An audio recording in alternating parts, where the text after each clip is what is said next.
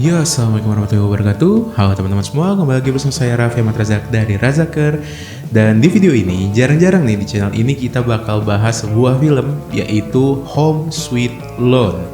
Nah, kenapa saya tertarik untuk membahas film ini? Karena film ini itu berdasarkan keadaan saat ini di mana sandwich generation itu sulit punya rumah.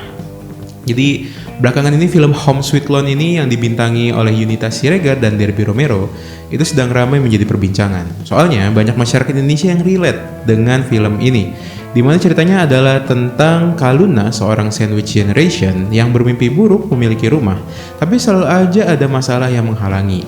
Nah, kenapa bisa banyak orang yang relate? Karena menurut data Badan Pusat Statistik, pada 2020, sebanyak 71 juta penduduk Indonesia atau sekitar lebih dari seperempat jumlah penduduk merupakan sandwich generation. Namun, jumlah sandwich generation tersebut bisa aja bertambah seiring dengan meningkatnya persentase lansia di rumah tangga Indonesia. Untuk persentase lansia di rumah tangga Indonesia sendiri tahun ini itu mencapai 33,16%, di mana setiap tahun itu stabil selalu naik. Itu biasanya sekitar 1%, cuman dari 2022 ke 2023 itu naiknya lumayan tinggi di sekitar 4%. Dan untuk tahun ini juga nggak tahu, mungkin kalau kurang lebih naiknya sekitar segitu juga sama. Sandwich generation itu mungkin buat teman-teman yang nggak tahu ya, adalah istilah untuk orang-orang yang dituntut untuk merawat dan mengurus rumah tangganya sendiri sekaligus membiayai kebutuhan hidup orang tuanya serta kebutuhan anak-anak atau bahkan adiknya. Jadi intinya dia jadi tulang punggung keluarga lah. Nah, berdasarkan data BPS tahun 2020, sebanyak 8,4 juta sandwich generation memilih untuk tinggal bersama keluarga yang dibiayainya atau disebut biasanya dengan extended family. Salah satu faktornya adalah karena mereka kesulitan untuk memiliki rumah sendiri. Berikut beberapa faktor yang menyebabkan sandwich generation susah punya rumah. Yang pertama, harga properti semakin mahal. Kalau dilihat dari data SHPR BI, kenaikan harga rumah di Indonesia pada kuartal 4 tahun 2023 adalah 1,74% year on year. Namun, menurut pengamat perbankan dan praktisi sistem pembayaran, Pak Arianto Muditomo, kenaikan harga rumah di kota besar rata-rata sekitar 10 hingga 20% per tahun. Kedua, biaya hidup makin tinggi. Kenaikan biaya hidup ini bisa dilihat dari tingginya inflasi yang menjadi indikator naiknya barang-barang pokok.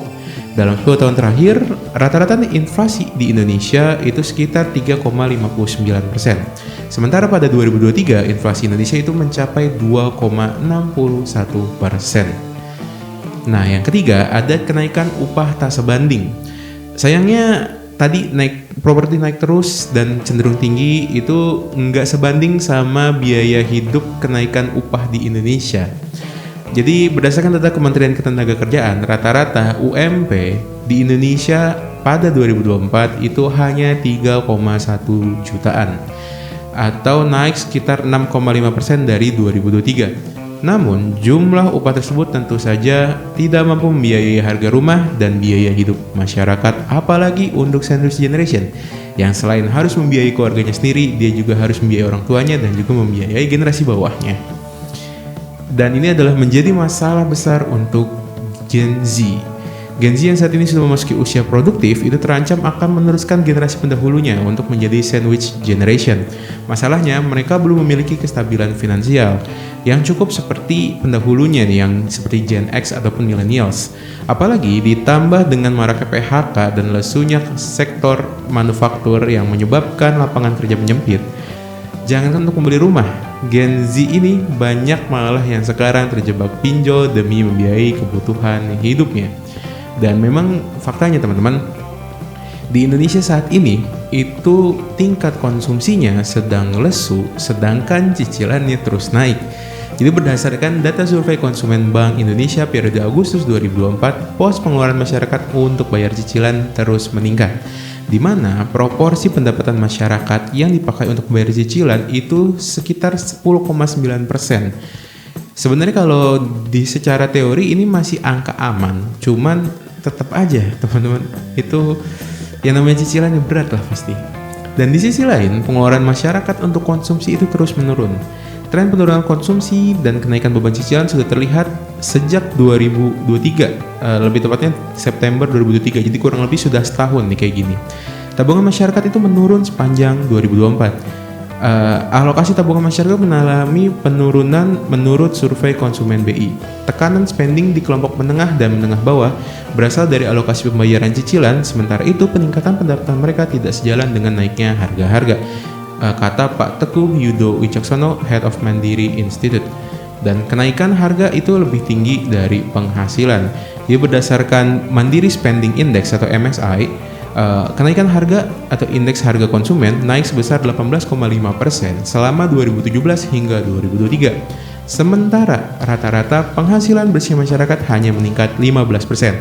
Ditambah lagi kredit konsumen setelah pandemi COVID-19 itu melonjak hingga 4,8%. Dan kondisi ini membuat masyarakat cenderung menguras tabungannya untuk memenuhi kebutuhan sehari dan membayar cicilan.